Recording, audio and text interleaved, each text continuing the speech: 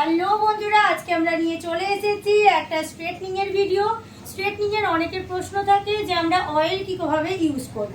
Ma'am জিজ্ঞেস করেছেন যে স্ট্রেটনিং এর তেল কতদিন পর ইউজ করা যায়, আপনাদেরও অনেকের প্রশ্ন থাকতে পারে।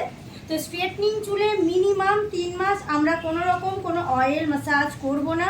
3 মাস পরে আমরা অয়েল ম্যাসাজ করব। অয়েল ইউজ করে জাস্ট 2 ঘন্টা পরে আমরা যেমন শ্যাম্পু মাস্ক সিরাম ইউজ করতাম তেমনভাবে আমরা ওয়াশ আউট করে নেব।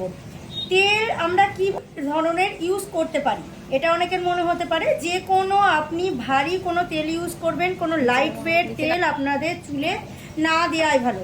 আমরা যত লাইট ওয়েট তেল আমরা চুলে ইউজ করব তত চুলের কেরাটিন আমাদের নষ্ট হতে থাকবে।